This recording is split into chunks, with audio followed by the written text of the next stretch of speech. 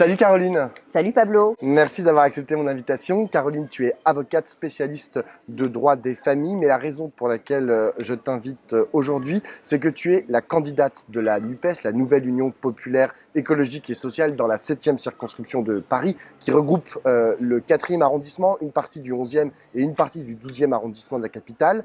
Alors le député sortant ne se représente pas, c'était le LREM Paco Morupin. À sa place, c'est l'ancien secrétaire d'État et maintenant ministre délégué à l'Europe Clément Beaune qui se présente.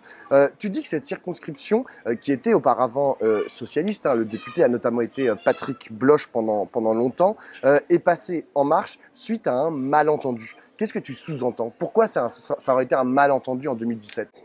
Tout simplement parce qu'en 2017, lorsque Emmanuel Macron se présente, il se présente avec la promesse d'un renouveau de la politique plutôt centrée à gauche. En tout cas, c'est ce que les gens comprennent. Et comme ils ont envie de sortir des 5 années de hollandisme qui ont véritablement été une catastrophe, eh bien, voilà, les gens qui se sont présentés sous l'étiquette En Marche ont été élus. Et le malentendu, il est total, puisqu'en réalité, on a vu que sur les 5 années qui viennent de s'écouler, on a eu droit à une politique néolibérale et autoritaire, c'est-à-dire exactement le contraire de ce que peut représenter une gauche écolo et progressiste, écologiste et sociale, bien sûr. Alors, ton suppléant, Yann Koubaki, a dit à Mediapart que cette législative, c'était l'occasion d'une revanche de la présidentielle. C'est aussi comme ça que tu vois les choses? Alors, je pense que, enfin, je ne parlerai pas de revanche, mais je dirais que la présidentielle, on l'a ratée vraiment à très peu de voix. Quand on sait que ça représente 6 voix par bureau de vote, c'est vraiment très très peu.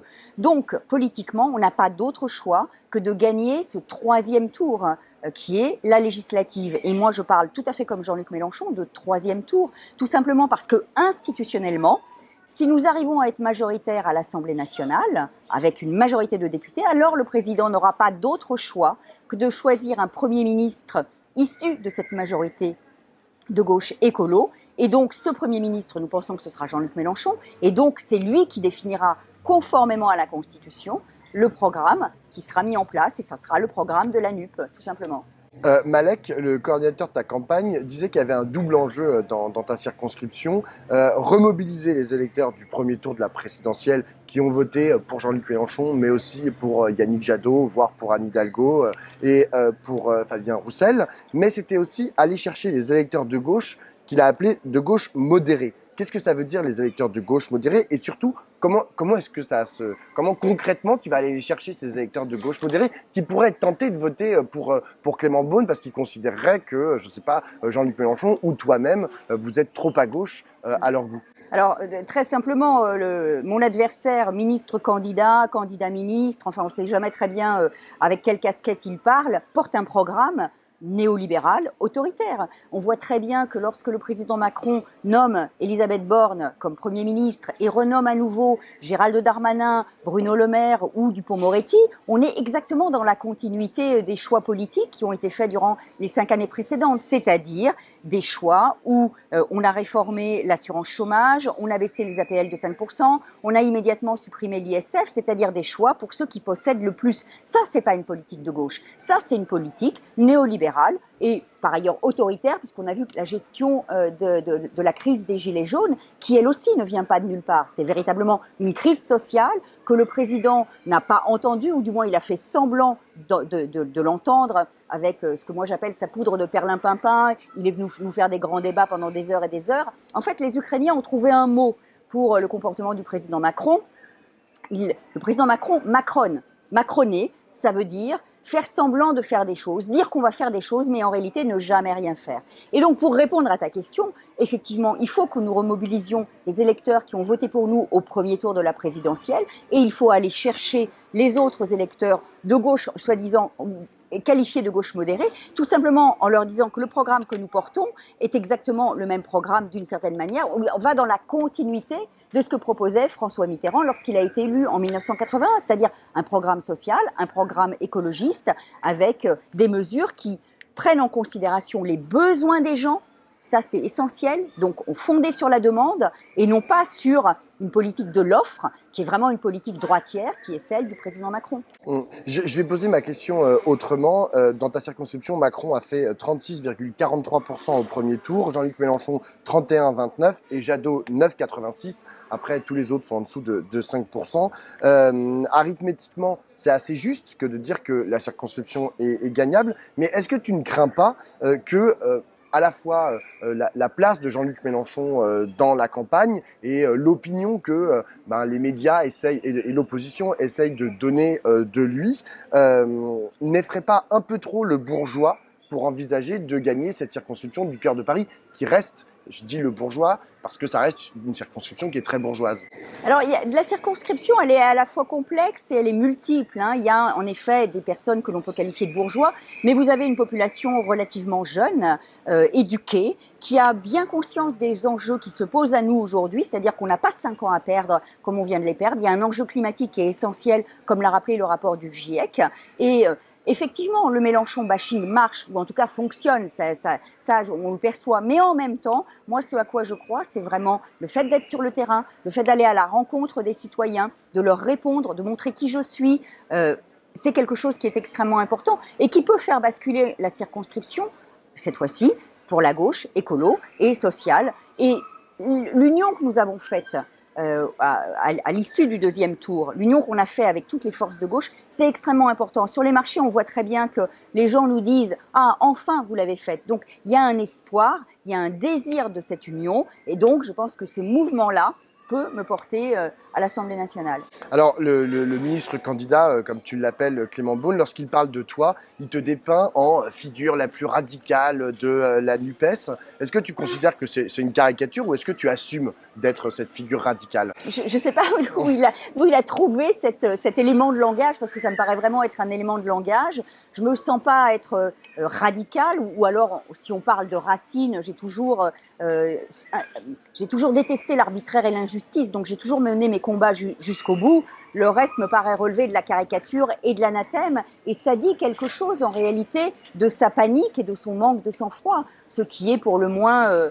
C'est de bonne loi finalement pour, non, c'est pas de bonne. pour ce non, qui va arriver. Non, si, parce que s'ils ont peur, ça veut bien dire qu'il oui, y a quelque chose, il y a peut-être des raisons d'avoir peur en fait, que vous les battiez. En ce sens-là, et je trouve que vraiment il y a un manque de sang-froid. Alors Clément Beaune a même flirté répondant à Frédéric Aziza sur Radio J avec l'accusation d'antisémitisme. Il a rappelé que, notamment que tu avais parlé à plusieurs reprises dans des tweets d'Israël comme d'un régime d'apartheid, comme l'ont fait, je le rappelle, Human Rights Watch et Amnesty International. C'est quoi sa stratégie au juste? Qu'est-ce que tu souhaites lui répondre? Mais non, mais en fait, moi, j'ai même pas envie de lui répondre. C'est-à-dire qu'on voit bien que, comme c'est vraiment un prototype de la Macronie. Leur manière de faire, c'est d'essayer en fait de diaboliser leurs adversaires et non pas de répondre sur le plan politique.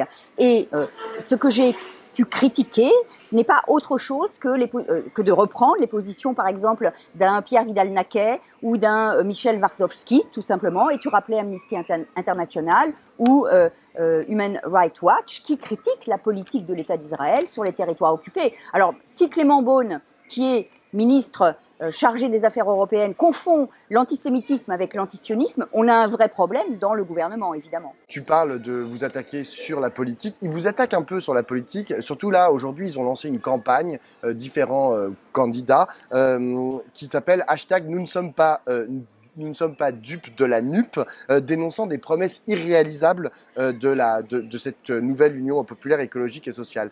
Qu'est-ce que tu as envie de leur répondre? Ouais. Est-ce que vraiment tu penses que le projet que vous portez, le programme aussi que vous avez réussi à faire collectivement, est-ce que tu penses qu'il est vraiment irréalisable? Non, il n'est pas irréalisable. Le programme que nous portons est réalisable. On a procédé à un chiffrage de ce programme.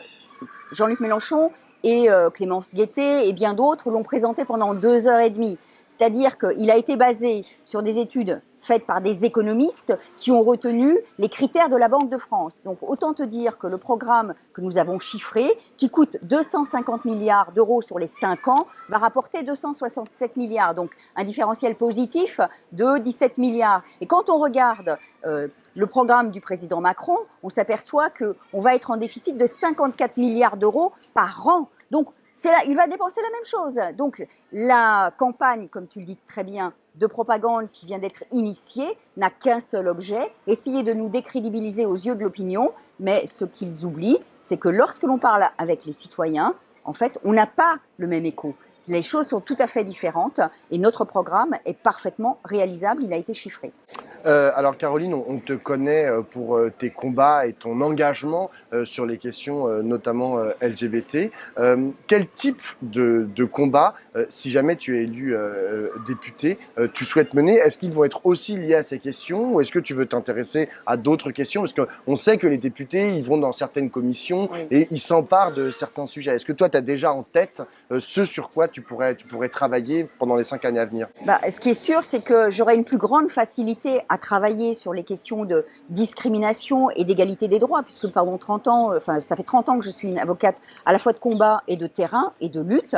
Mais toutes les questions autour de la justice sont aussi des questions qui me tiennent à cœur. Et pour le coup, ça recouvre toute la problématique des services publics, que ce soit l'école, que ce soit la santé, que ce soit la police ou la justice, qui aujourd'hui sont véritablement désossés par les politiques qui sont menées maintenant depuis près de 2 décennies, des politiques néolibérales qui font qu'on diminue les recettes de l'État.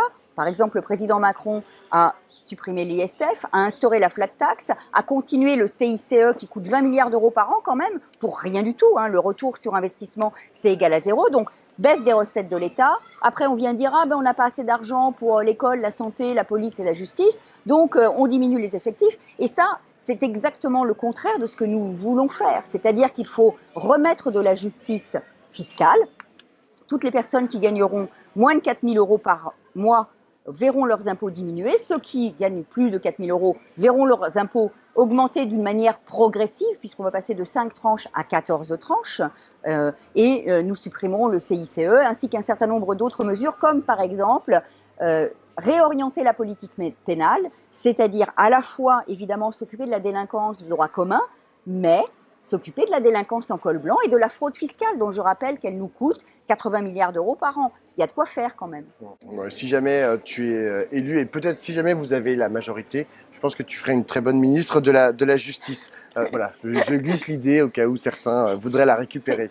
C'est gentil, mais très sincèrement, moi, mon désir, c'est d'être députée. Pourquoi? Parce que dans mon métier d'avocate, en fait, j'ai aidé à faire changer la loi d'une certaine manière. Et là, être députée, c'est faire formellement la loi. Donc vraiment, c'est quelque chose qui pour moi est très très beau. Et j'ai pas envie d'autre chose. Je fais pas cette campagne pour être autre chose que ce pourquoi je me présente devant les électeurs. Alors justement, en parlant d'être autre chose, j'ai une dernière question, Caroline. Clément Beaune a assuré dans une interview à l'Obs il y a quelques jours qu'il était très intéressé par Paris, sous-entendant qu'il pourrait même être candidat à la mairie de Paris lors de la prochaine élection en 2026. Toi, est-ce que ça t'intéresse? On sait que tu es très impliquée, tu as été conseillère de Paris, je le rappelle, écologiste. Oui. Est-ce que ça pourrait t'intéresser? En aucune manière. J'ai vu ce qu'était le mandat parisien, ça ne m'intéresse pas. En revanche, je suis quand même extrêmement étonnée de voir que l'appétit et l'ambition manifestement dévorante de mon ministre candidat ou mon candidat ministre, qui n'est même pas élu député, qui est toujours ministre, qui peut-être deviendra commissaire européen et qui déjà se dit « Ah je vais devenir maire de Paris ». Il faut savoir où il est, il ne sait pas où il habite ce gars. Il fait une carrière, comme beaucoup de macronistes. Il fait une carrière, oui, effectivement. Ce n'est pas mon cas. Merci beaucoup, Caroline. Merci à toi.